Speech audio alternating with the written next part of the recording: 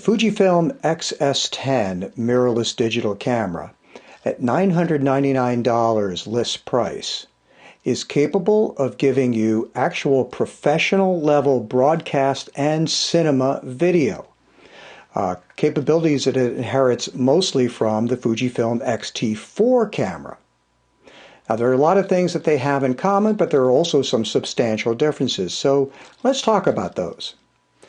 So the first thing they have in common that I happen to like is they have a dedicated physical cinema drive mode that's on a knob or wheel on the camera. This means you rotate it to that position, it's ready to shoot full-blown movies, you use the shutter button for start and stop, and that's great. Now the other thing is though, is when you're in that mode and you go into the menu, you get pages and pages of options. And what is important to know is whatever selections you make in the movie menu when you're in the cinema setting on the camera, those selections remain fixed. So when you go out of movie mode and go back into still shooting, none of those things you did get changed, all right? They're retained in the camera memory. So it's like two separate memory banks. However, one of the things that you'll see right at the top of the movie menu in the X-S10 is that you need to select the exposure mode right in the menu. And this is because the X-S10 has a PASM style of knob on the top, not a dedicated shutter speed knob like the X-T4 does. So you've got to set the exposure mode ahead of time. And if you have it in, say, manual, that means you can change the shutter speed and the f-stop and ISO and all that while you're actually recording. The next thing you'll notice, though, is a difference in frame rates. So the X-S10 in 4K, and we'll do cinema 4K as well as regular UHD, but in 4K, the highest frame rate you can go is 2997 30p. The X-T4 will go to 60, but there is no 60p 4K in the X-S10.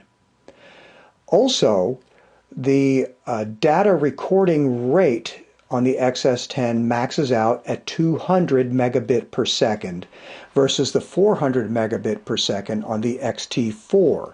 But 200 megabit per second is still very, very respectable. And part of the differences between the two cameras here is because of the codecs. So the X-S10 does not have the H.265 codec option, and therefore it also does not have internal 10-bit recording. So the X-T4 will give you internal 10-bit 420 recording, whereas the X-S10 is only 8-bit 420 internal recording. However, via HDMI out, both of them give you 10-bit 422 uncompressed. The other thing that is lacking on the X-S10 is the ability to have all intra-style compression. It's long GOP only, so you don't even have that option on the X-S10. And again, this is simply a higher quality level that you can get on the X-T4. But both cameras do have the ability to give you the extended dynamic range F-log type of codec, or I should say encoding, F-log for Fuji log. This gives you more dynamic range, flatter picture profile that's better suited for post-processing after you've recorded. However, one of the differences is that on the X-T4, you can choose to record film simulation to the SD card and go F-log out. However, with the X-S10, you cannot split the destinations. So with the X-S10, the difference is when you have it in F-log, you're going to get it both to the SD card and the HDMI out. So you cannot change that. In the audio settings, something that I like that both cameras have is in the input selection with the microphone jack, you can choose either mic level input or line level input on both of those, and I actually find that to be very useful. Now, the big departure with the X-S10 that you don't see on the X-T4 is the magic red Easy Movie Recording button. So what this red button does is it goes automatically into movie recording even if you're in still photography mode or advanced filter setting mode or something like that. You don't have to put it into the movie icon to record video. But the capabilities you get are different with the red easy mode versus the full cinema drive setting. First of all, the focus is always going to be on AFC, autofocus continuous. It automatically goes to that. You can't change that. Secondly, the exposure mode is going to be always in program exposure mode. So you can't change the shutter speed, you can't change the f-stop.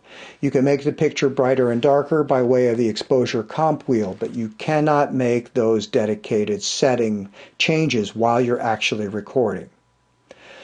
Thirdly, the film simulation that is going to be recorded is going to be whatever you had it set to when you were in stills shooting mode. Okay, so if you're shooting black and white stills and you suddenly decide to do a quick video, it's going to record it in black and white video. If you wanted to use Eterna or something else that was saved in the movie menu ahead of time, you do have to actually rotate this into the cinema drive setting. So the X-S10, nice, small, compact, lightweight camera with really, really good in-body image stabilization, $999 list price. Please check it out. I actually find it a lot of fun. You'll enjoy it. Thanks for joining me, and I'll see you next time.